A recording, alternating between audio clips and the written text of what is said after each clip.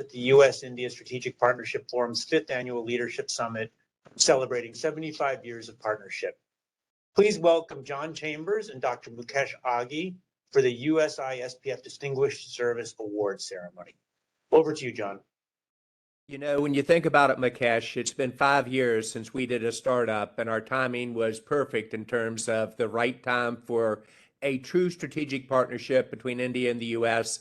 that can take it entirely to the next level.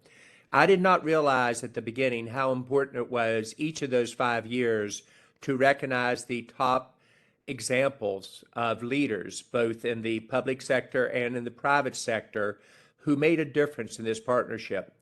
Often people don't get involved because they don't think they can make a difference, or they don't see people who have been great role models achieving the recognition and making that difference. And today we have two great leaders from the defense sector that really have made a difference and have done it in a true partnership type fashion with creativity, trust, and have brought this relationship to a whole new level. Strengthening the defense ties between our two great countries has made a huge difference, and it's a lot of heavy lifting, and it took leaders who really had the courage to do that. I've known General Jim Mattis for many years, and you all, of course, know him as U.S. Secretary of Defense, but he really played such a key strategic role in getting that trust, Jim, that we talked about between the countries, and then making it a win-win for both countries and understanding the parameters both countries can and cannot operate under, not just between the U.S. and India, but the Indo-Pacific region in total. General Manoj Naravane, you really understood more than any of your predecessors had before in India about the future of defense and the future of warfare and how technology and a digital world would change that forever. And you brought that insight into the partnership, not just for India's benefit, but also for the U.S. and India working together. So when you really think about role models that make us proud, and I'm asking all the people who are watching this session today, this is the difference you can make and get involved and to be optimistic about our future. But these are two great examples of that future. We're going to have Lisa Curtis, the prior experience NSA under the Trump administration and currently a senior fellow at the Center for New American Security, moderate the session. But before we do that, we want to present each of the awards to you. Jim, I think you've already got the award there with you in the office, and I'll ask you to hold it up, and we'll see if we can get a really good video of this. And Nivi, I know that you're with Manoj there in India. If I could ask you to present the award to the general, and we'll take a snapshot of the two at the same time. Again, thank you very much, General Naravane, and also General Mattis, for your leadership. Couldn't be more proud. Great role models for us. Thank you.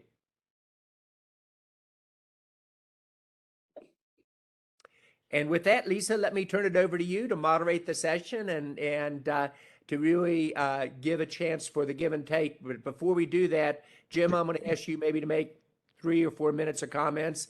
And then Manoj, if I could ask you to do the same thing of 3 or 4 minutes of comments. And Lisa, you'll lead the interactive session. Well, thank you, John, and thank you, everyone. I am profoundly grateful on receiving the Distinguished Service Award. I'm also humbled, to put it bluntly, to you all, to be singled out. After all, I simply had the good fortune to serve at a time that presented our two nations with what I would call a natural opportunity to look beyond any past misunderstandings to the brighter future that now beckons for both of our nations and our peoples. I just did my duty to both our countries, joining others who actually did a lot of the heavy lifting over years. And I gave some voice and acted on the opportunity presented to us. But like many, I think in both of our democracies, I was raised on the idea that we owe future generations a better world when an opportunity presents. I mean, this is not complex. After all, finding or creating common ground is our duty to one another. And in this regard, I pay my respects to all those in our two countries who, unhindered by past events, kept faith that working together, we would build a better future for our younger populations to inherit. And General Navarane is a widely respected officer for his experience and his independence of judgment. Being recognized alongside such a leader reminds us of the shared interests between the world's largest and the world's oldest democracies. Our joint recognition, too, is a demonstration of mutual respect between our nations, illuminating the natural bonds we share with no infringement on national sovereignty needed or desired by either side.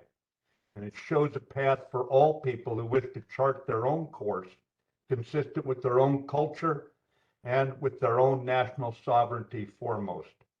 America's and India's long-term partnership can build conditions ensuring that the Indo-Pacific remains the world's model of a free and open region, peaceful and prosperous, and never dominated by a single power.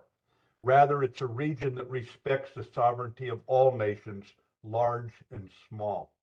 Rest assured of my continued strong belief in our shared destiny, a co-equal partnership helping to shape the future for the good of all. A strong and independent India, assuming its natural role as a major power in the region, is in India's best interest, and I would say it's in the best interest of all countries sharing the vision of a free and open region and the survival of a rules-based order. So I'm grateful. Thank you very much, John. Congratulations once again, and great comments and leading by example. Manoj, to you, sir. Well, good morning and good evening, everyone, wherever you all might be. And it is a great honor for me to be in, not only to receive this award, but to be in such an august gathering and to have an opportunity to interact with all of you. I think I echo General Mattis's sentiments when I say that the relations between the US and India have been very profound. And I think that is where we have to go forward from here. And we cannot let it stagnate, but we must move ahead as we go ahead. The General has made some remarks regarding how India can contribute to the overall security architecture in the region. And I think that was very well said. If you just cast your mind around the region that we are in, we would realize that India is surrounded with quite unstable countries. And this kind of instability does not augur well for anyone. So we need to take that into account, and definitely we as a major power in the region will always try to ensure stability in the region so that everyone can prosper together. As our Prime Minister says, Sagar, that is security and growth for all in the region. And that should be the way forward. Thank you. With that, Lisa, may I give you the responsibility for moderating the session and turn it over to you? Well, thank you, John. Thank you, Mukesh, and the USISPF for inviting me to moderate this very important discussion between General Mattis and General Naravane. Let me add my congratulations for this distinguished award to both of you. Very well deserved. I had the distinct pleasure of working with General Mattis when he was Secretary of Defense. Did not work directly for him. Of course, I was in the NSC, but worked closely with his staff. And so just a delight to be here with both of you.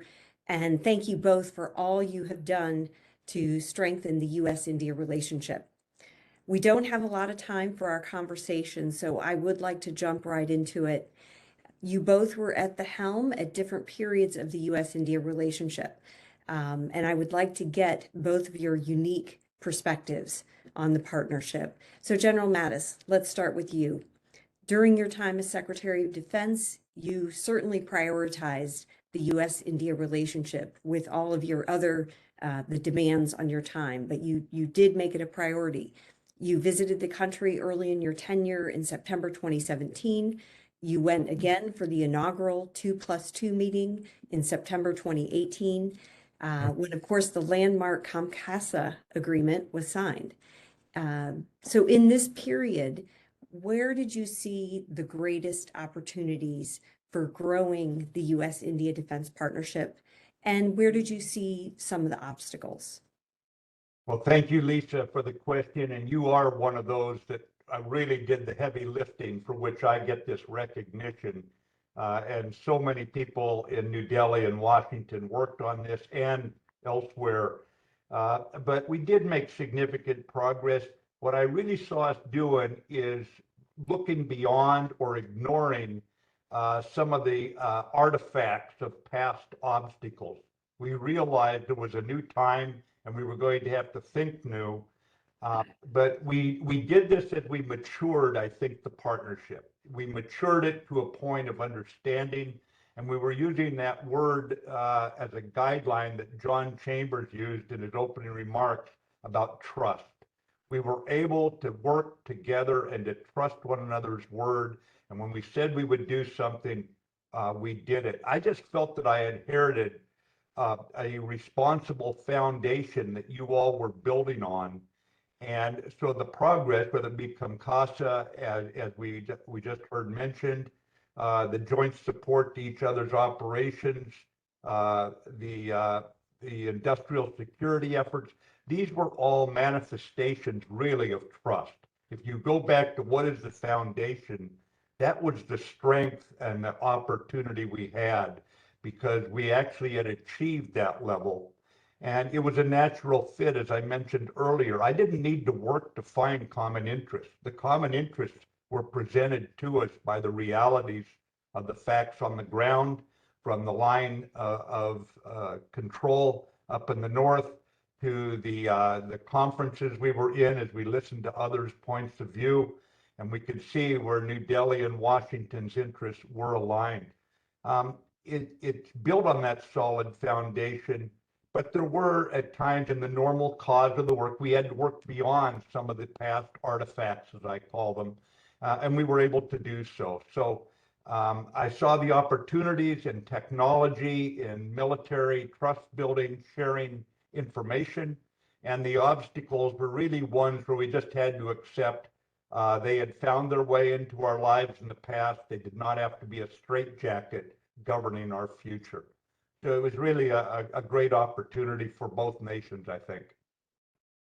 Well, thank you, General Mattis. You're very humble. Of course, you were building on some of the great work that had been done over the last 15 years, but you yourself also took the relationship to a new level.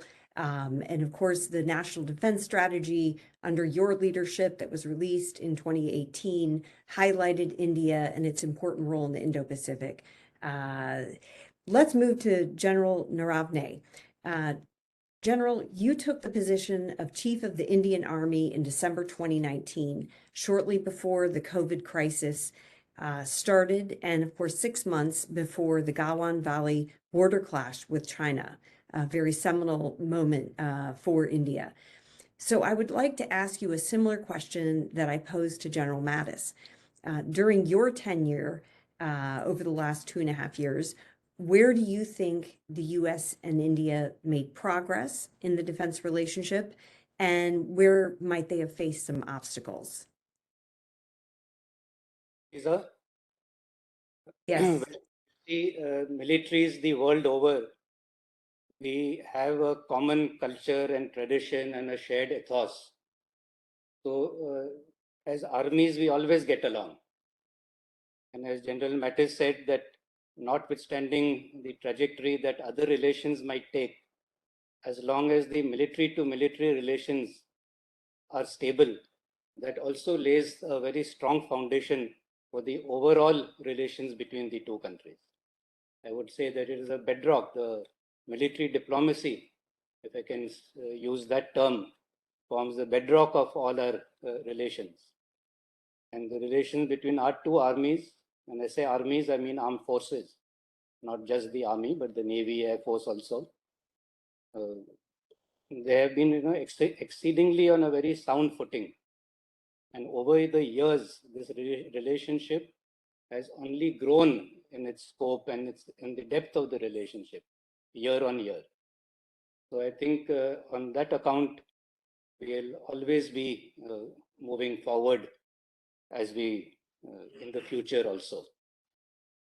There will always be certain obstacles to the way we function, but as the oldest and largest democracies, our core interests will always be aligned. And I think that is what we should keep in mind, that as long as our core interests are always aligned and the same, then these smaller peripheral issues should not actually come in the way. I think on that, especially as far as the Indo-Pacific is concerned, and other issues on climate change, environmental issues, human rights, on all these aspects, we are very much aligned, and that is the way we have to go. Thank you. Thank you. You make an excellent point. The fact that both of our countries are civilian-led democracies and the kind of importance that we attach to being a civilian-led democracy allows the militaries to be able to cooperate more closely. They see things eye to eye, and they have the same values, and that allows for even greater cooperation. Thank you very much for that. General Mattis, I would like to get your perspective. We mentioned China, but I would like to get your perspective on how the U.S. and India might work more closely to meet the China challenge. We know India faces a growing threat on its border. We saw that play out in 2020 when the Chinese posted up along several points along the line of actual control that divides the two countries. And of course, the clash that broke out, resulting in the death of 20 Indian soldiers, at least 4 PLA soldiers, the first deaths in many decades along that disputed border.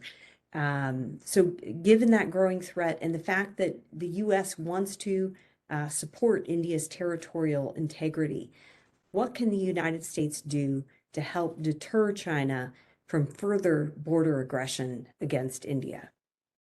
Yeah, Lisa, it's emblematic of the United Nations Charter and of America's interests that sovereignty be respected everywhere in the world. You have to start with a rules-based order.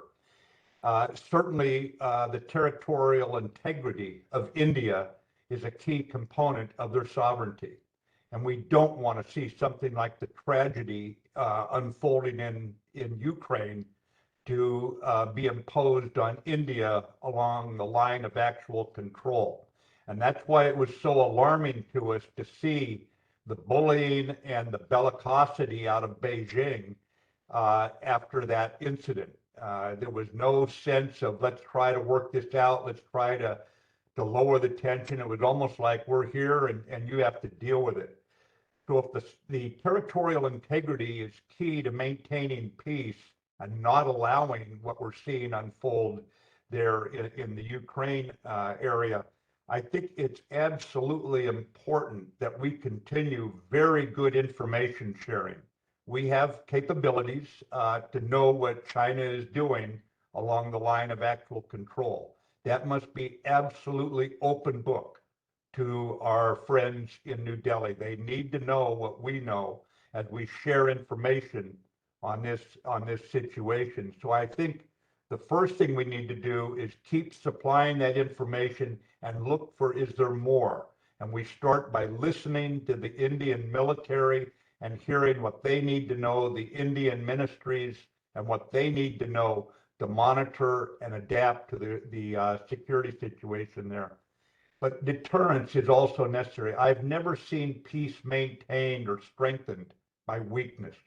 So whatever we can do to share technology, techniques, ideas we have, and by sharing, I mean back and forth between the Indian military and the U.S. military to ensure that deterrence is being enhanced so that people don't see resorting to arms as the way to solve problems. If there's problems, let's sit down and talk about them. That's what the UN was set up for. That's what democracies stand for, because democracies are repositories of hope. We're hoping to make a better world for our children. we want peace, we want prosperity, because the people's voices everywhere in the world, where they're given the opportunity to speak out, this is what they want. The Indian military protects that. It protects democracy in India. And I think if we enhance their deterrent capability with technology, with exercises, whatever will ensure India can maintain territorial integrity, that enhances India's sovereignty, and an independent India is in the world's best interest.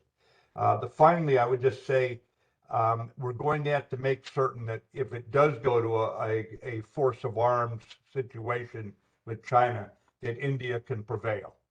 This is how India's diplomats will gain the most respect at negotiation tables, because if the diplomats know they're backed up by a powerful military that's sufficient to protect India, then more things go into the diplomatic realm for solution, and they don't go into the tragedy of war. So whether it be drones that we could lease to India, we've learned how good those are. That's something very tactical to the broader trust building between our militaries, so that China knows, don't take on India. They've got powerful friends. But back over to you, Lisa. Great. Thank you so much, General Mattis. And talking about technology, peace through strength, these are all so important. General Naravane, I would like to get your perspective, given your strong background on technology and knowing that India is interested in doing more manufacturing in India and developing indigenous capabilities to produce defense technology. How can the United States and India advance defense cooperation to support India's goal of more indigenous defense manufacturing and its quote unquote make in India goals? Are there opportunities for the U.S. To provide high-end defense technologies, particularly given the growing threat from China that General Mattis just discussed? Thank you.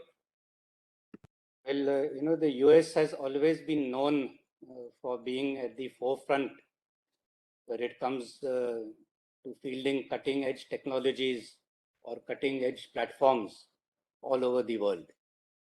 And that is something which we have always been in awe of.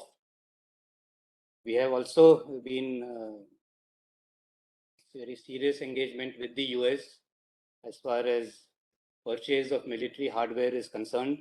And just to my left, what you see is the M777 ultralight howitzer, which we had procured from the US and which came in very handy in the situation that we had to face and contributed to the deterrence that General Mattis was talking about. So definitely, this is a very strong partnership that we have.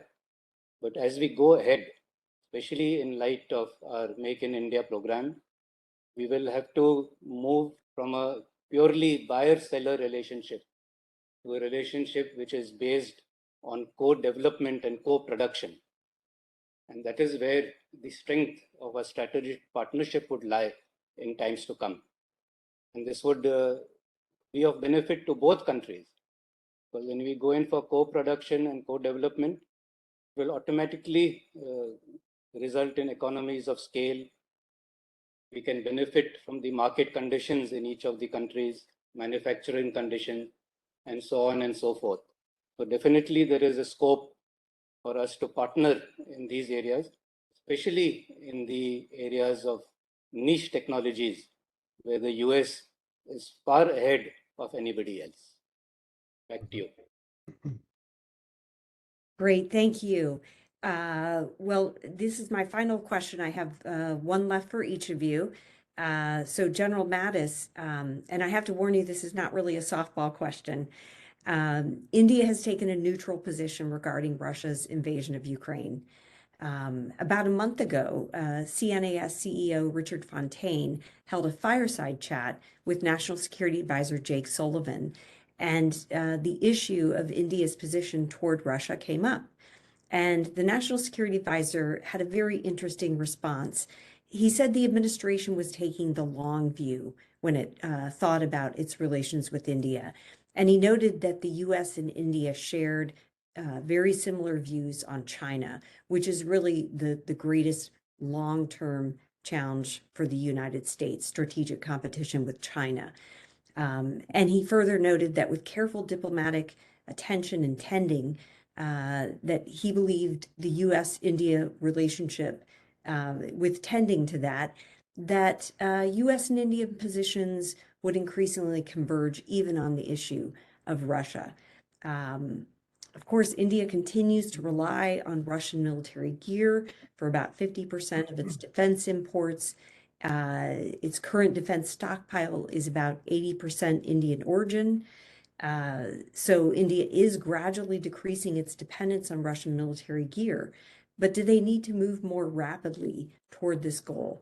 And what would be the impact on the US-India defense partnership if India does not reduce its military dependence on Russia?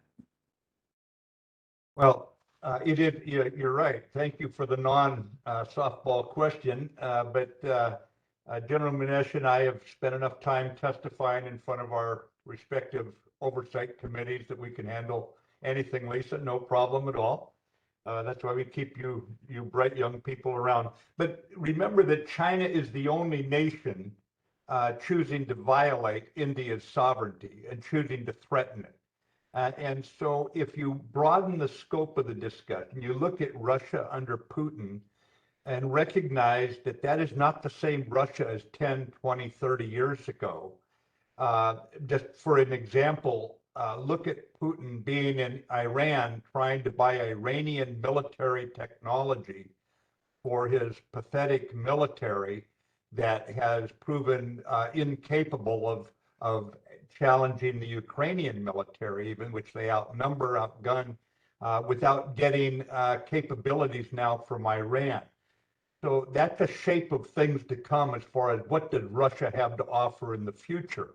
I would say too that the violations of sovereignty such as Russia has shown, and it's not just Ukraine, ask the people of Lithuania, ask the Czech Republic, ask the people in Poland, look at Sweden and Finland, who for decades stayed outside of NATO. And now there are people recognizing the reality of what violations of sovereignty turns into, have now appealed to join NATO. So Russia is no longer, if it ever was, any kind of reliable, trustworthy, or technology capable country. The future does not portend well. I'm very confident that India's security future will be shaped by its democratic values as well. And even it has to necessarily right now, it has to buy MiG engines from Russia. Their Air Force is made up of MiGs. They've got an adversary on their immediate border. That means their military must be kept capable. And so I think that as India confronts Chinese bullying on the border, it's going to have to keep its military inventory capable of defending the country's territorial integrity. So right now, I would agree with our National Security Advisor. The U.S. needs some strategic patience here as we take that long view.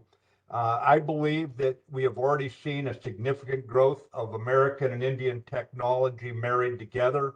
American technology going into their forces for maritime patrol aircraft, for example, and other ISR, intelligence, surveillance, reconnaissance. And I think as we go forward, you will see a migration of the Indian military equipment and their technology to the best in the world. And that is no doubt the US, the NATO, and as we look at the technology sharing, the Indian made in India technology that will put Indian military at the top of its game. I'm not concerned with this. We play the ball where it lies right now. And right now, India's got to do what it's doing. But it's making the shift, and we just need to be supportive of India's sovereign decisions. Thank you. Very well said. Even better said than the National Security Advisor. Strategic patience is definitely in order and something that is always good advice. So for the last question for you, General Naravane, I would like to ask about the situation in Afghanistan. Now that Afghanistan has fallen back under the control of the Taliban, how concerned is India that it will face an increased terrorist threat? What is India doing to try to thwart that possibility? And how can the US and India work together to ensure that Afghanistan never becomes a terrorist safe haven again?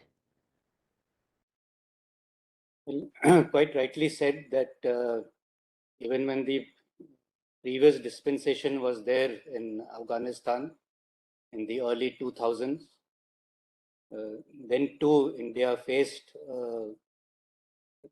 terrorist threat from Afghan terrorists who were very much operating in the now the Union Territory of J&K. In fact, I was a commanding officer at that time, so I very well know the kind of threats we were facing then. So obviously, return of the same dispensation in Afghanistan is definitely a matter of great concern for us, and we are monitoring this situation very closely. What is also even more concerning to us is that a lot of arms and modern equipment, including night vision devices, have fallen into their hands. And these, of course, give these terrorists much more capability than they had in the past. So that is also something that we are keeping an eye on. But as far as our relations with Afghanistan are concerned, India and Afghanistan have a very deep civilizational and cultural connect. And it is this connect which is going to drive our relations with Afghanistan. And whatever is good for the people of Afghanistan, that is what will be always kept in mind. After all, it is, we all are there to serve the people. Any government is there to serve the people. And we have to keep their interests in mind at all times. And it is the people who will decide what is best for them. And if the government of the day, in whichever country it might be, does not listen to the voice of the people, they'll either get voted out or they will get booted out. And that is exactly what is happening all over the world. So I think that is how we will be looking at our relations with Afghanistan. And of course, India has always had a zero terror policy. We do not tolerate terrorism in any form. And there is no question of a good terrorist and a bad terrorist. A terrorist is a terrorist, full stop. And therefore, we have to come down hard on them and nip any kind of terrorist activity in the bud. And there is just no two ways about that. And that is precisely where the US and India can partner to make sure that no terror-related activities happen anywhere in the world. It is not just that on US soil or Indian soil. We should not allow it to happen anywhere in the world. Well, thank you so much. You make an excellent point about supporting the Afghan people, Afghan civil society, of course, women and girls. Both of our countries have made so much investment in that country, and we should be working to support the Afghan people. Well, thank you both. I'm afraid that's all the time we have. We obviously could have gone on much longer, but it was so wonderful to hear from both of you. And please join me all in thanking General Mattis and General Naravane for all of their remarks and taking the questions. And again, congratulations to you both for this prestigious award and for everything that you have done for the US-India relationship. And also thanks to the audience for joining us today. I hope everyone has a wonderful afternoon. Thank you.